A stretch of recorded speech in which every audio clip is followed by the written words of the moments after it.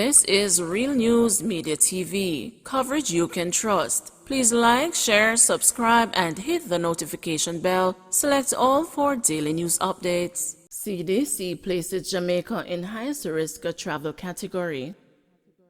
The U.S. Centers for Disease Control and Prevention has moved Jamaica to its highest risk travel category for COVID-19. Jamaica was among 15 destinations added to the list on Monday and is now categorized as a level 4 or very high risk. The CDC places a destination at a level 4 when more than 500 cases per 100,000 residents are registered in the last 28 days. The CDC advises travelers to avoid travel to those countries. Jamaica's Ministry of Health and Wellness on Monday reported that the country's COVID-19 positivity rate was 48%. Chief Medical Officer Dr. Jacqueline Besisa McKenzie has warned that the current surge could be protracted if infections plateau. Local government election to be postponed again. The government is moving to further postpone local government elections, which were due to be held by next month. A bill entitled the Representative of the People Act 2022 is to be tabled in the House of Representatives Tuesday afternoon. Last November, Prime Minister Andrew Wholenesss said he was not in favor of calling local government elections as the country was still dealing with the COVID-19 pandemic. Amendments to temporarily modify the Representative of the People Act to allow the local government elections to be pushed back to no later than February 27, 2022, were approved in Parliament in November 2020. The last local government general election was held on November 28, 2016, which means the municipal bodies have already exceeded their normal 3-year term of office by more than 2 years. Cabinet and the security chiefs meet as gangs and lotto scamming fuel murders. With Jamaica recording 112 murders in the first 23 days of the year, the country's security chiefs, Chief of Defense Staff, Rear Admiral Antoinette Wims-Gorman, and the Commissioner of Police Major General Anthony Anderson on Monday met with the Cabinet for a briefing on the issues currently affecting the island. A release from the office of the Prime Minister said Tuesday that the briefing came as the government moves more aggressively to cauterize gang violence in several areas across the island. While Anderson provided Cabinet with data on current crime trends as well as the threats with which the security forces are contending, Wims-Gorman spoke to preventative efforts being placed on border control as well as medium and long-term strategies geared at addressing incidents of violence and the culture of violence, the release said. OPM said the police commissioner revealed that the police have started initiatives aimed at reducing murders, the majority of which are due to lotto scamming and gang warfare. The two security chiefs also outlined their recommendations concerning how the security forces can be assisted in the fight against the crime. They assured the Cabinet that there continues to be close collaboration between the police and the army in planning and execution, the release said. Meanwhile, the release said Cabinet acknowledged the importance of the soon-to-be tabled amendments to the Firearms Act and the Bail Act, as well as other initiatives the government plans to implement in the short and the long term to support the efforts of the security forces on the ground in helping to secure Jamaica. PSAJ wants a further strengthening of healthcare sector.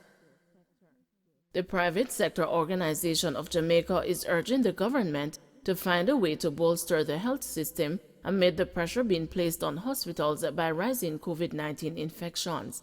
Last week, the Ministry of Health and Wellness reported that the number of persons hospitalized with COVID-19 was higher than the number of isolation beds. It also said more than 600 healthcare workers have contracted the illness. In response, PSAJ President Keith Duncan told the news that a way must be found to deal with the wave of infections without curtailing business. Private businesses were experiencing a high level of absenteeism because people are out sick and isolating themselves, he told the news. What we're seeing within the private sector is a high level of absenteeism because people are out sick. and isolating themselves while the virus passes. We're in the middle of the fourth wave. I don't believe anyone would like to see us have to move to put on more restrictions and further no movement, because we have to get our economy going. However, our healthcare sector is under significant pressure, and we have to find a way to bolster the efforts and to give them resources as much as we can so that this fourth wave can pass without too much more dislocation. Portland, a person of interest arrested. Marlon Bryce, who had been on the run since September 2015 after being named a person of interest by the Portland police, has been taken into custody. The 43-year-old laborer, who is from Plymouth Hill in the parish, was held in St. Anne on Monday and subsequently handed over to the cops in Portland. Bryce was being sought by the police in relation to a series of burglaries. Police sources said that Bryce was a suspect in a case of burglary and larceny and was being sought for questioning in connection with the offense, which was committed in September 2015. According to Superintendent in charge of the Portland Police Division, Kenneth Chin, Bryce's arrest came after a series of robust police operations in Portland, which led to him fleeing from Plymouth Hill to Somerstown Road and to Love Lane in the parish, then to St. Catherine and finally to St. Anne, where he was captured. We will continue our work as law enforcement officers to ensure that Portland remains the safest parish in Jamaica. We appreciate the continued partnership of you, the citizens, Chin said. Bryce's arrest also came against the background of that of the parish's most wanted, Elroy Griffiths, who was on the run for the better part of 2 years and was being sought for the murder of his common-law wife in Buff Bay in 2019.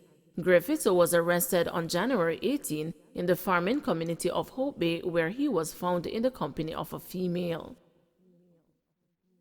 Man facing gun charge after using fake firearm in robbery. A St. Andrew man is now facing robbery with aggravation and illegal possession of firearm charges after stealing a cell phone from a cyclist in St. Catherine 2 weeks ago. Reports from the police are that the accused, the 38-year-old Kevin White, pulled an imitation handgun and robbed the complainant on Mandela Highway on January 12. According to the Duhaney Park Police, the complainant was riding his bicycle along the highway about 8:45 p.m. when he was pounced upon by White, a laborer of 6 miles, who allegedly pulled an imitation handgun and robbed him of his cell phone before escaping in the area.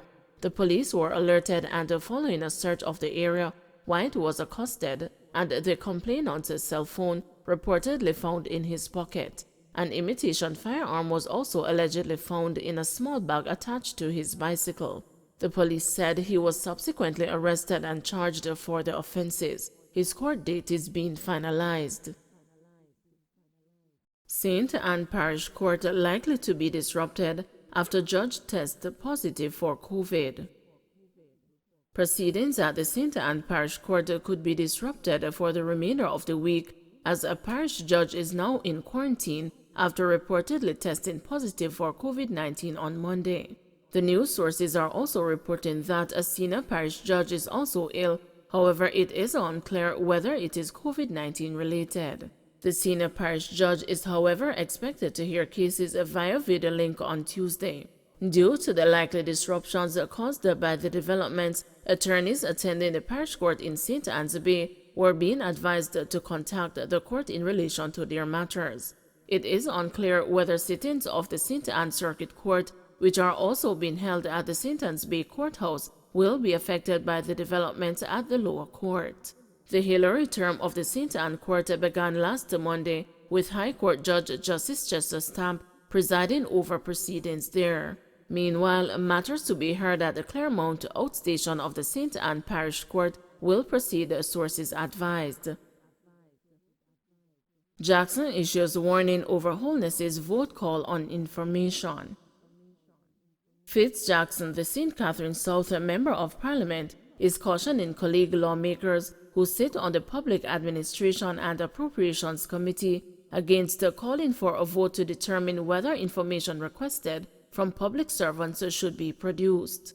His warning came after St. Andrew East Rural Member of Parliament Juliet Wholeness called for a vote on whether Audrey Sewell, Permanent Secretary in the Office of the Prime Minister, should produce, among other things, a report on a reclassification of salaries and emoluments for workers at Heart NSTA Trust. At last week's sitting of the PAAC, Committee Chairman Michael Phillips had requested that Sewell provide the committee with information on the individual at Heart NSTA Trust who received a missive from the Ministry of Finance on a new salary structure for senior staff at the entity. He also wanted the Permanent Secretary to produce a copy of a report prepared by PricewaterhouseCoopers on reclassified salaries for the staff at Heart NSTA Trust. It was revealed last week that a reported decision by former Managing Director of the training agency, Janet Dyer, who approved the salary increases for senior personnel without first getting the nod from the Ministry of Finance, had led to the board's non-renewal of her contract. However, committee member Juliet Wholeness disagreed with the chairman's approach, saying the issue being discussed did not raise a question about the classifications or the structures, or in fact what the government finally decided should be the pay scale for the individuals. Wholeness said what the issue raised is the gap of one individual in an organization being able to ignore the approvals of the Ministry of Finance and unilaterally was able to increase the payments and have them executed. She argued that the committee should be mindful of the workload of permanent secretaries when suggesting that they go through a process that would cause excessive burden. But Jackson said he did not share Wholeness's view on the matter. "No, I don't subscribe to that. The buck stops somewhere," Jackson declared. With Wholeness countering, saying we'll have to put that to a vote, the committee descended into a shouting match. "I want to put to a vote the request that the PwC report and the structure be taken by the Permanent Secretary and the report done to come to the committee for something that's not an issue," said Wholeness. In his remarks, Jackson said the practice of this committee over the many years across administrations is that when matters come to the committee, members have the privilege of seeking whatever information that they want to give clarity on the issue.